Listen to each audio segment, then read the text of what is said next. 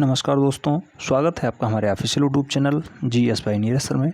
मैं उम्मीद करता हूं आप लोग स्वस्थ होंगे, अपनी तैयारी को धार दे रहे होंगे और अपने सब्जेक्ट को मजबूत कर रहे होंगे। आज के सेशन में हम लोग बात करेंगे GIC प्रवक्ता का पेपर होने वाला है, तो उसका सिलेबस और LT ग्रेड का सिलेबस सेम है। ठीक है, चाहे वो GIC प्रवक्ता का हो, LT ग्रेड का हो, दोनों का सिलेबस सेम है। किसी भी सब्जेक्ट से आपने अप्लाई किया हो, LT ग्रेड में 30 क्वेश्चंस MCQs टाइप के पूछे जाएंगे जो कि GS से रिलेटेड होंगे। ऐसे ही GIC प्रवक्ता की अगर बात की जाए, 40 क्वेश्चंस MCQs टाइप के पूछे जाएंगे और वो भी GS से होंगे और MCQs टाइप के होंगे। सिलेबस में फेरबदल हो सकता है। LT ग्रेड की जो वैकेंसी है वहाँ पे 30 और 120 का रेशियो दिया गया है, लेकिन ये 30 की जगह 40 हो सकता है। जो GS का पोर्शन है इसे 40 किया जा सकता है और जो 120 क्वेश्चंस आते हैं सब्जेक्टिव, उन्हें हम लोग 80 के रेशियो में देख सकते हैं, क्योंकि नया सिलेबस पे विचार चल रहा है और LT ग्रेड में भी GIC प्रवक्ता की तरह कार्य हो सकता है। LT ग्रेड में अभी तो 30 और 120 का चल रहा है। 120 सब्जेक्टिव होता है जबकि 30 MCQs टाइप के क्वेश्चंस होते हैं जो कि GS से रिलेटेड है। फिलहाल नया सिलेबस पे बात चल रही है, GS से 40 क्वेश्चंस पूछे जा सकते हैं और जो सब्जेक्टिव क्वेश्चंस है इसका दायरा घट सकता है और टोटल 80 क्वेश्चंस हो सकते हैं। हालांकि अभी कोई ऑफिशियली नोटिफिकेशन नहीं आया है, लेकिन इस पे बात चल रही है। हो सकता है ऐसा हो जाए, हो जाएगा तो अच्छी बात है, बढ़िया है। आपका थोड़ा कॉन्फिडेंस लेवल हाई होगा और क्वेश्चन सही होने की चांसेस थोड़ा ज़्यादा हो जाएंगे। आज के सेशन में हम लोग बात करेंगे 40 MCQs टाइप के क्वेश्चंस जो कि मॉडल पेपर 1 है। मॉडल पेपर 1 हम लोग सॉल्व करने वाले हैं आज की इस डेट में। चाहे आप UPSI की तैयारी कर रहे हों, समीक्षा अधिकारी की तैयारी कर रहे हों, या फिर कोई विभिन्न एग्जाम जैसे कि लोअर PCS का मेंस हो गया, लोअर PCS की हो गई, GIC लेक्चरर का हो गया, असिस्टेंट प्रोफेसर का हो गया, LT ग्रेड का हो गया, इन सब में ये सारे क्वेश्चंस लाभकारी होंगे। करंट अफेयर्स भी इसमें इंक्लूड है, साथ ही साथ मैथ्स और रीजनिंग के भी क्वेश्चंस इंक्लूड हैं, तो इन्हें हल्के में नहीं लेना है। कितने क्वेश्चंस आप सही कर सकते हैं कमेंट के माध्यम से ज़रूर बताएं। अगर चैनल के साथ पहली बार जुड़ रहे हैं तो चैनल को ज़रूर सब्सक्राइब करें, बेल आइकन प्रेस करें, जिससे कि नोटिफिकेशन आपको टाइम से मिले और आप चैनल का भरपूर लाभ ले सकें। देरी न करते हुए क्वेश्चंस की तरफ बढ़ते हैं। क्वेश्चन नंबर 1 कहा गया है, इंद्रिय महाभिषेक का विवरण दिया गया है। तो इंद्रिय महाभिषेक जो है ये एक प्रकार का रुद्राभिषेक होता था। ये किस में विवरण मिलता है? तो सबसे पुराना जो वेद है ऋग्वेद, सबसे पुराना वेद है ऋग्वेद, और इसी में इंद्रिय महाभिषेक का भी यज्ञ होता है एक टाइप का, उसका विवरण मिलता है। साथ ही साथ वर्ण व्यवस्था का भी संबंध इसी से है, वर्ण व्यवस्था का भी संबंध इसी से है। ठीक है, वर्ण व्यवस्था का जो उल्लेख है वो भी ऋग्वेद में ही उल्लेखित है। क्वेश्चन नंबर 2 पूछा गया है, दिल्ली में मदरसा-ए मुइज्जी की नामक मदरसे की स्थापना किसने की थी? तो मदरसा-ए मुइज्जी जो मदरसा है ये मोहम्मद गौरी के नाम पे हुआ है। ठीक है, मोहम्मद गौरी के नाम पे, और इसकी स्थापना भारत में प्रथम जो मुस्लिम शासक है, मुस्लिम राज्य की स्थापना करने वाला है, वो है इल्तुतमिश। इसी ने मदरसा-ए-मुइज्जी की स्थापना की थी। राइट आंसर सेकंड बन रहा है।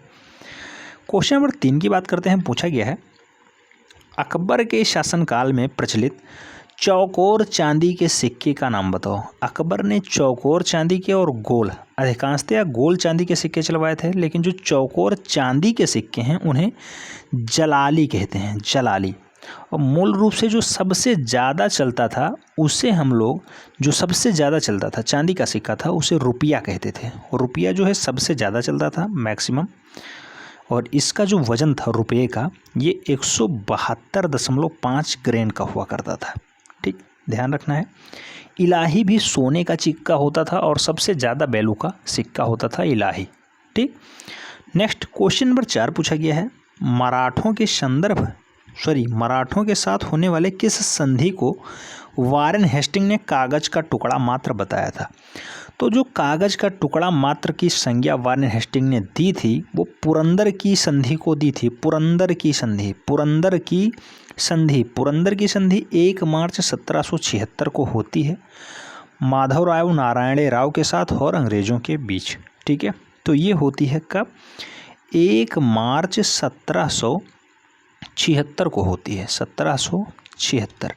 नेक्स्ट क्वेश्चन नंबर 5 की तरफ बढ़ते हैं। पूछा गया है, वरकारी संप्रदाय की मुख्य पीठ अवस्थित है। जो वरकारी संप्रदाय है उसका जो मुख्य पीठ है वो कहाँ पे अवस्थित है? तो महाराष्ट्र में स्थित है। महाराष्ट्र का पंढरपुर सेकंड इसका राइट आंसर है। महाराष्ट्र में स्थित है। महाराष्ट्र, ठीक है। महाराष्ट्र में धार्मिक आंदोलन दो होते थे, एक बरकारी और धरकारी, ठीक है। तो बरकारी संप्रदाय का जो सबसे महत्वपूर्ण पीठ है वो पंढरपुर में अवस्थित है, महाराष्ट्र में। क्वेश्चन नंबर 6 की बात करते हैं। पूछा गया है 1891 में एज ऑफ कंसल्ट बिल का किसने विरोध किया था? एज ऑफ कंसल्ट बिल, तो एज ऑफ कंसल्ट बिल जो है इसका जो विरोध है वो किसने किया? तो बाल गंगाधर तिलक ने इसका विरोध किया था। बाल गंगाधर तिलक ने आयु अधिनियम यानी सम्मति आयु अधिनियम का विरोध किया था। इन्होंने कहा था कि लोक मत को ही शिक्षित करने से आदमी शिक्षित हो सकता है। इनका विचार था कि समाज और सुधार जो है ये लोकमत को शिक्षित करने से हो जाएगा, इसलिए इन्होंने इस बिल का विरोध किया था। राइट आंसर सी बन रहा है। क्वेश्चन नंबर 7 की बात करते हैं। पूछा गया है निम्नलिखित में से किसने 1906 के भारतीय राष्ट्रीय कांग्रेस की कलकत्ता अधिवेशन में दादा भाई नेरोजी के अध्यक्षीय भाषण को उनके बदले में पढ़ा था?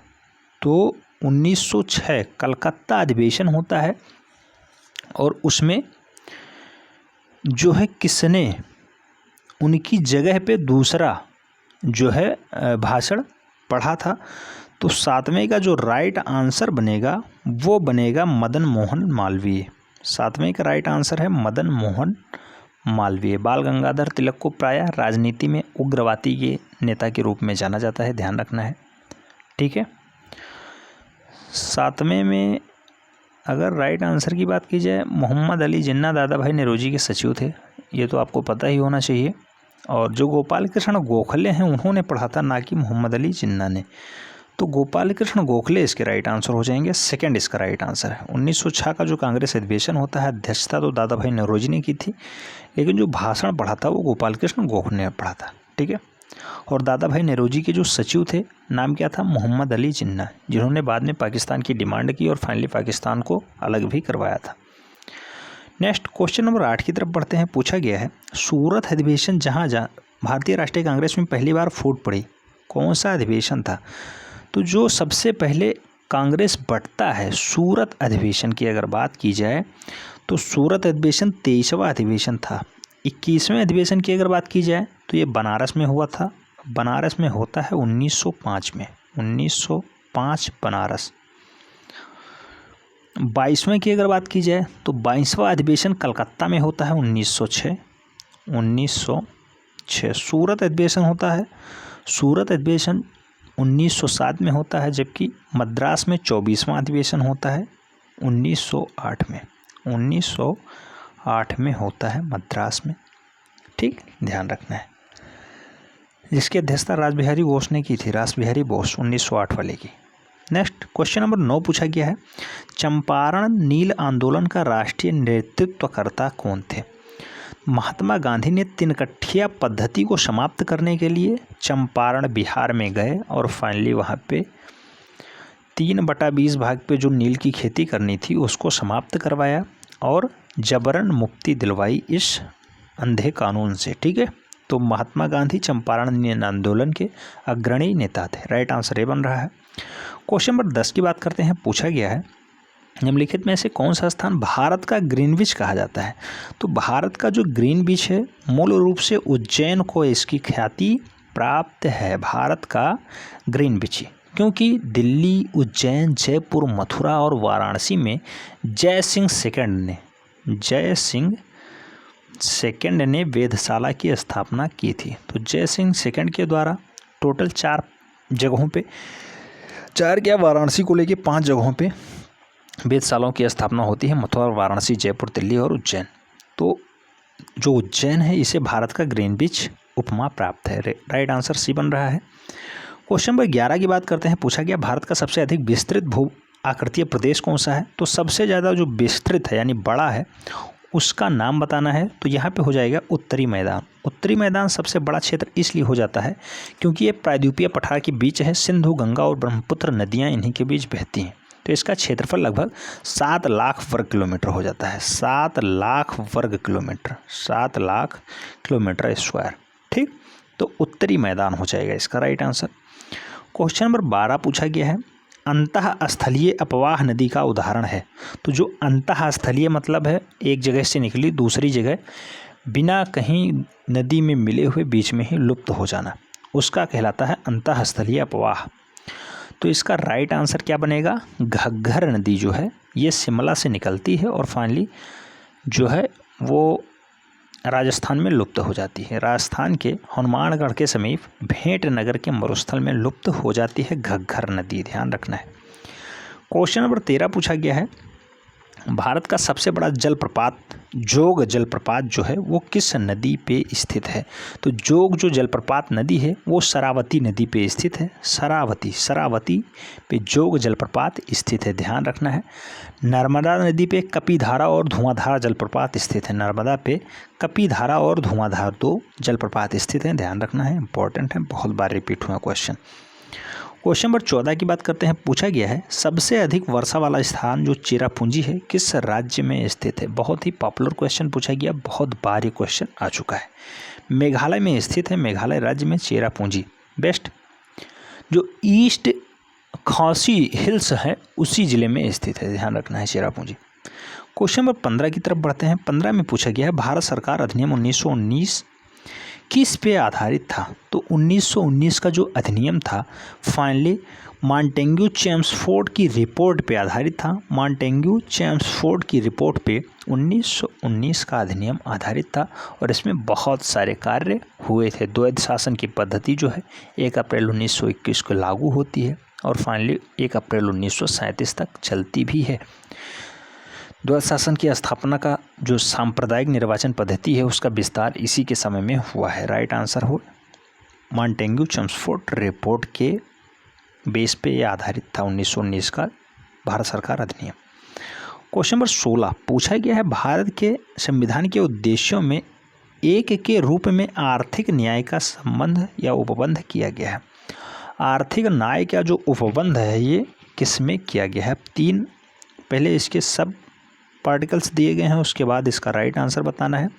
तो आर्थिक न्याय मूल रूप से दिया जाएगा मूल अधिकार और राज्य के नीति निर्देशक तत्वों में आर्थिक न्याय का जो है लेख मिलता है। राइट आंसर सी बन रहा है। 17 की अगर बात करते हैं, पूछा गया है निम्नलिखित में से किसको विधि के शासन के प्रमुख लक्षणों के रूप में माना गया है? तो विधि के शासन के रूप में प्रमुख लक्षणों के रूप में माना गया है, इसका राइट आंसर बताना है। तो इसका राइट आंसर हो जाएगा शक्तियों का परिसीमन। शक्तियों का परिसीमन ठीक है। विधि के समक्ष समता, विधि के समक्ष समता ठीक है। सरकार के प्रति जन उत्तरदायित्व, people's responsibility of the government, ये गलत है। और स्वतंत्रता एवं नागरिक अधिकार जो है ये भी मिला हुआ है। तो जो फाइनली क्वेश्चन पूछा गया एकदम राइट बन रहा है, सी वाला ऑप्शन, सी इसका राइट आंसर है। क्वेश्चन नंबर 18 की बात करते हैं। विधि का शासन जिस प्रकार की समानता को प्रतिस्थापित करता है वह क्या है? तो विधि की जो समानता है मूल रूप से प्रक्रियात्मक है, प्रक्रियात्मक, इसका राइट आंसर बी बन रहा है। नेक्स्ट क्वेश्चन नंबर 19 की बात करते हैं। पूछा गया है, नरसिंहन समिति जो है निम्नलिखित में से किस सुधार के लिए संबंधित थी? तो नरसिंहन जो समिति है बैंकिंग संरचना के सुधार के लिए फेमस हुआ करती थी। ऐसे ही चलैया समिति कर सुधार के लिए हुआ थी। औद्योगिक लाइसेंसिंग एक समिति बनाई गई थी जिसे दत्त समिति के नाम से जानते हैं। काठोरी समिति की अगर बात करते हैं तो काठोरी समिति जो है वो शैक्षिक सुधार के लिए थी। केलकर समिति जो है प्रत्यक्ष एवं परोक्ष रूप से कर के लिए संबंधित थी। मल्होत्रा समिति एक बनाई गई थी जिससे बीमा क्षेत्र में सुधार हुआ था। तेंदुलकर समिति बहुत बार क्वेश्चन पूछा गया है। निर्धनतन रेखा, जो निर्धनता रेखा है उसके आकलन हेतु तेंदुलकर समिति बनाई गई थी। और यशपाल समिति जो है ये हायर एजुकेशन के लिए बनाई गई थी। तो जो नरसिम्हन समिति है बैंकिंग संरचना में सुधार के लिए बनाई गई थी। क्वेश्चन नंबर 20 में पूछा गया है, भारतीय रिजर्व बैंक ने भारत के विदेशी व्यापार में धन लगाने की मदद की। तो विदेशी व्यापार में जो धन लगाया जाएगा वो मूल रूप से एग्जिम बैंक के द्वारा लगाया जाएगा। एग्जिम बैंक का जो शाखा है वो कई जगह है, जैसे लंदन में हो गया, यागून में हो गया, आदिस अबाबा में हो गया, जोहान्सबर्ग में हो गया, आइवरी कोस्टा में हो गया, वाशिंगटन में हो गया, सिंगापुर में हो गया। इन सारे जगहों पे भी इसके जो है कार्यालय खुले हुए हैं, विदेशों में भी। ठीक है, एग्जिम बैंक के कार्यालय। नेक्स्ट क्वेश्चन नंबर 21 की बात करते हैं। पूछा गया है भारत में उदारीकरण के प्रथम चरण को आरंभ किया गया। तो भारत में जो उदारीकरण है वो सबसे पहले पीवी नरसिम्हा राव की सरकार ने किया था। PV Narasimha Rao, right answer बन रहा है सेकंड। 1991 में सबसे पहले उदारीकरण का प्रथम चरण चलाया गया था, 1991। ठीक, क्वेश्चन नंबर 22 की बात करते हैं। पानी के 4 डिग्री सेंटीग्रेड पे शरीर तैरता है, यदि तापमान 100 डिग्री सेंटीग्रेड हो जाए तो क्या होगा? शरीर डूबने की जो आशंका है सबसे ज़्यादा हो जाएगी। ठीक है, क्योंकि 4 डिग्री सेंटीग्रेड पे पानी का जो घनत्व है वो मैक्सिमम होता है, घनत्व डेंसिटी सबसे ज़्यादा होती है, और 100 डिग्री पे सबसे कम हो जाएगी। इसीलिए कहा जाता है समुद्र के जल में तैरना आसान होता है अपेक्षाकृत तालाब या नदी के जल में। नदी का जल का जो घनत्व है वो कम होता है अपेक्षाकृत समुद्र के जल से। नेक्स्ट क्वेश्चन नंबर 23 पूछा गया है। हीलियम के नाभिक में होता है,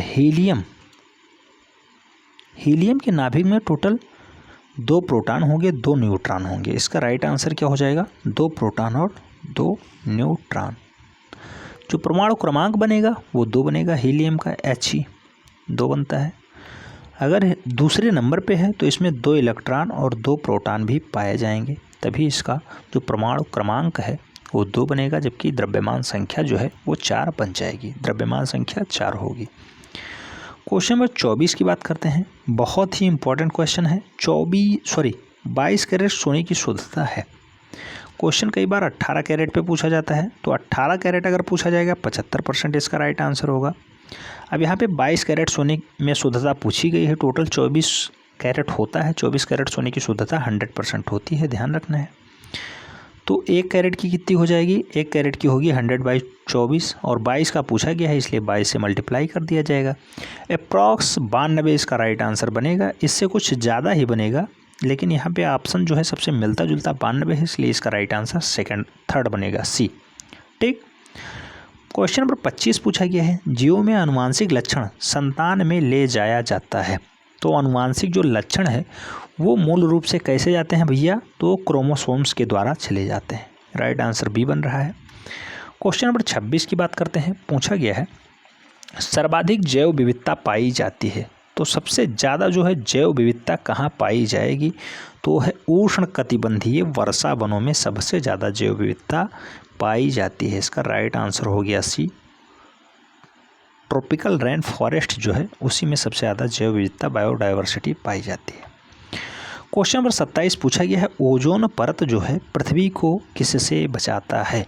तो ओजोन परत मूल रूप से पृथ्वी की जो है अंतरिक्षीय एवं अन्य विकिरणों से बचा लेता है। अंतरिक्षीय एवं जो अन्य विकिरण हैं, अदर रेडिएशंस हैं, उनसे बचाता है। राइट आंसर बी बन रहा है। 28 नंबर में पूछा गया है वर्तमान में बिमल और विनय की आयु का अनुपात 4:5 है। 6 साल बाद बिमल की आयु 26 वर्ष हो जाएगी। वर्तमान में विनय की आयु बताना है। अब ये 4x 5x और किसका बताया गया? 6 साल बाद बिमल की आयु, और पहले बिमल है फिर विनय है। ठीक है, तो 4x + 6 = 26 आ गया, और 4x = 20 हो गया। तो x की वैल्यू 5 निकल के आई, और 5 चौको 20 इसका जो है पहला बिमल आया। तो बिमल की आयु 20 वर्ष है वर्तमान समय में। जो विनय है उसकी आयु कितनी आएगी भैया? तो आएगी 20 वर्ष। लेकिन विनय की पूछी गई है तो इसका रेशियो 5 से है, तो 25 वर्ष इसका हो जाएगा और 20 वर्ष हो जाएगा बिमल का। तो बिमल होगा 20 वर्ष का वर्तमान में, और विनय होगा 25 वर्ष का। ठीक है, क्योंकि x की वैल्यू 5 निकल के आई है। दोनों की पूछी जाती, दोनों की बताया जा सकता है। क्वेश्चन नंबर 29 पूछा गया है। पिंटू ने 10% हानि पे एक वस्तु बेची। यदि उसने इसे 180 रुपये अधिक में बेचा होता तो 2% का लाभ होता। वस्तु का क्रय मूल्य बताना है। 10% हानि मतलब 90। x में मान लो उसने बेचा है, तो x 90x/100 हो गया, और जो है अगर 180 और इसमें जोड़ देता तो उसको 102x/100 का बेनिफिट हो जाता है। 102 x/100, ठीक है। अब x वाला पार्ट इधर ले आना है, यानी फाइनली उधर क्या रहेगा, 180 रहेगा। तो 90 और 102 में कितने का अंतर है, 90 10 100 2 102, 102 में 12 का अंतर है, 12x/100 = 180, ठीक है। तो इसमें निकल के क्या आएगा, 12x = 180 × 100, 12 कम 12, 6 18 60, 12 पंचे 60, 1500 इसका राइट आंसर निकल के आएगा। सी इसका राइट आंसर बन रहा है, 29 का राइट आंसर सी। 30 की अगर बात करते हैं, पूछा गया है राम की कार्यक्षमता रहीम की कार्यक्षमता से दोगुनी है। राम रहीम से दोगुना कार्य करता है। राम किसी कार्य को 6 दिन में पूरा करता है, रहीम उसी कार्य को कितने दिन में पूरा करेगा। तो रहीम उसी कार्य को भैया कितने दिनों में पूरा कर लेगा। अगर इसकी कार्यक्षमता दोगुनी है राम की, और राम किसी कार्य को 6 दिन में पूरा करता है, तो रहीम उसी कार्य को 12 दिन में पूरा करेगा। ध्यान रखना है, ट्वाइस लगेगा, इसलिए रहीम जो है 12 दिन लेगा। अगर राम 6 दिन लगेगा तो रहीम 12 दिन लेगा। राम किसी कार्य को 1 दिन में करेगा तो रहीम उसे 2 दिन में करेगा। ध्यान रखना है, क्षमता जो है वो दिन के उल्टा होता है। नेक्स्ट क्वेश्चन नंबर 31 की बात करते हैं। वर्ष 18-19 में सामान्य सेवाएं, सामाजिक सेवाओं और आर्थिक सेवाओं पर व्यय क्रमशः था। आंकड़े एकदम डिटेल्स में पूछे गए हैं। 31 का राइट आंसर बताना है। तो 38,691 करोड़ है इसका right answer. A is the right answer. Next question number 32 की बात करते हैं। मार्च 2020 में हिंद महासागर आयोग में किस देश को पर्यवेक्षक का दर्जा दिया गया था। तो जो पर्यवेक्षक के रूप में चुना गया वो भारत चुना गया था। हालांकि पर्यवेक्षक के रूप में और भी देश हैं, जैसे चीन, यूरोपीय यूनियन, माल्टा, इंटरनेशनल ऑर्गेनाइजेशन, ये सब भी अन्य पर्यवेक्षक देश हैं। लेकिन जो फाइनली 2020 में मार्च में हुआ है आंदोलन, और उसमें हिंद महासागर आयोग में पर्यवेक्षक के रूप में भारत को चुना गया है। राइट आंसर सी बन रहा है। क्वेश्चन नंबर 33 की बात करते हैं। बौद्धिक संपदा सूचकांक 2020 के अनुसार निम्नलिखित में से कौन सा सुमेलित नहीं है। 4 ऑप्शंस दिए गए हैं, इसमें से एक सुमेलित नहीं है, उसी को बताना है। तो भारत की रैंक यहाँ बताई जा रही है जो 36, वही है गलत, क्योंकि भारत का जो स्थान है वो 40वां है, जबकि यहाँ पे 36 बताया गया है, ये है 40। अमेरिका 1 पे है, इंग्लैंड 2 पे है, जर्मनी 5 पे है, ठीक है, जर्मनी 5 पे है, ठीक है, स्वीडन 3 पे है, फ्रांस 4 पे है। ध्यान रखना है, भारत की रैंक 40वीं थी, 2019 में 36वीं थी, और 2020 का डाटा पूछा गया, इसलिए डाटा गलत है। नेक्स्ट क्वेश्चन नंबर 34 की बात करते हैं। जून 2020 में जर्मन बुक टुडे में शांति पुरस्कार 2020 से सम्मानित किया गया। तो 2020 में जो शांति का पुरस्कार मिला है वो जर्मन बुक टुडे के अनुसार वो किसे दिया गया है। तो अमर्त्य सेन जी को दिया गया है, अमर्त्य सेन, ठीक है। भारत के नोबेल विजेता हैं, अर्थशास्त्री भी हैं डॉक्टर अमर्त्य सेन। इन्हें जर्मन बुक टुडे द्वारा शांति पुरस्कार से सम्मानित किया जा चुका है, ठीक। क्वेश्चन नंबर 35 की बात करते हैं। पूछा गया है जल शक्ति मंत्रालय द्वारा जल संरक्षण के बारे में संवेदनशील बनने के लिए शुरू की गई ऑनलाइन प्रतियोगिता कौन सी है। तो जल शक्ति मंत्रालय, गजेंद्र सिंह शेखावत इस मंत्रालय के हेड हैं, और इनके द्वारा एक प्रतियोगिता शुरू की गई है, वाटर हीरोज़ नामक एक प्रतियोगिता शुरू की गई है, जिसे हम लोग राइट आंसर मानेंगे बी। नेक्स्ट क्वेश्चन नंबर 36 पूछा गया है। कोट सूची एक सूची दो सुमेलित करना है, लोकगीति है। ध्यान रखना है, जो बिरहा क्षेत्र है वो कहाँ से है भैया। तो बिरहा पूर्वांचल में चलता है, बिरहा पूर्वांचल में चलता है, और जो अवध है वहाँ पे कजरी गाई जाती है, तो कजरी अवध में गाई जाती है। डी का 4 हो जाएगा, ए का तीसरा हो जाएगा। ए का तीसरा और डी का 4 किस में आ रहा है। तो डी का 4 तो चौथे में आ रहा है, ए का तीसरा आ रहा है सी वाले में। राइट आंसर बन गया सी। नेक्स्ट क्वेश्चन नंबर 37 की बात करते हैं। पूछा गया है उत्तर प्रदेश में रानी लक्ष्मी बांध परियोजना, रानी लक्ष्मीबाई बांध परियोजना निर्मित है। तो रानी लक्ष्मीबाई जो बांध परियोजना है ये मूल रूप से बेतवा नदी पे स्थित है। बेतवा नदी मध्य प्रदेश में है। बेतवा मध्य प्रदेश और उत्तर प्रदेश की संयुक्त परियोजना भी इस पे चल रही है। उत्तर प्रदेश में हमीरपुर और जालौन जिला इसमें आता है, और जो मध्य प्रदेश का क्षेत्र है वो भी इससे सिंचित होता है। बेतवा नदी पे चलती है रानी लक्ष्मीबाई बांध परियोजना। क्वेश्चन नंबर 38 पूछा गया है कोयला खान से संबंधित है, तो पानी निम्नलिखित में से किससे संबंधित होगा। रीजनिंग का क्वेश्चन है कोयला खान, तो कोयला खान से निकाला जाता है, उसी प्रकार से पानी किससे निकाला जाएगा, नदी, कुआं, तालाब, वर्षा। तो कुआं से, जैसे कोयला जो खान है, खान को खोद के कोयला निकाला जाता है, उसी तरह कुआं है, कुआं को खोद के पानी निकाला जाता है। राइट आंसर सी बनेगा इसका। 39 की अगर बात करते हैं, निम्नलिखित अंकों की श्रृंखला में अंतिम अंकों को इंगित कीजिए। 2, 5, 10, 20, 32 अगला स्टेप बताना है। तो 29 का राइट आंसर क्या होगा, 3 बढ़ा, फिर 6 बढ़ा, फिर 9 बढ़ा, फिर 3, 6, 9, फिर 12, तो 12 के बाद 15 बढ़ा देना है, यानी इसका 37, 10, 47 इसका राइट आंसर हो जाएगा। राइट आंसर सी बन रहा है। ठीक, लास्ट क्वेश्चन है 40 पूछा गया है। 4 सेंटीमीटर आयाम के एक घन के फलक को हरे रंग से रंग दिया गया, उसमें 64 घन इकाई को काट दिया गया। कितनी इकाई घन ऐसे हैं जिनके 2 फलक हरे रंग से रंगे हुए हैं। सभी फलक हरे रंगों से हैं, ध्यान रखना है, सभी फलक हरे रंगों से हैं। कितने फलक हैं जो 2 रंग रंगे हुए हैं, तो जो 2 रंग रंगे हुए फलकों की संख्या होगी वो 12 × n-2 होता है। 12 × n-2 इसका फार्मूला होता है। n की अगर बात की जाए 64 है, तो 64 का क्यूब रूट निकाला जाएगा, 4 चौक 16 चौका 64। ठीक है, तो n की वैल्यू आएगी 4। 12 × 4 - 2 यानी 2, 12 दूना 24 इसका राइट आंसर हो जाएगा सी वाला। ठीक है, 24 इसका राइट आंसर हो जाएगा। तो ये सेशन आपको कैसा लगा, कमेंट के माध्यम से अपनी प्रतिक्रिया दें। चैनल के साथ पहली बार जुड़ रहे हैं तो चैनल को जरूर सब्सक्राइब करें, बेल आइकन प्रेस करें, जिससे कि नोटिफिकेशन आपको टाइम से मिले और आप चैनल का भरपूर लाभ ले सकें। मिलते हैं नेक्स्ट सेगमेंट में, तब तक के लिए जय हिंद।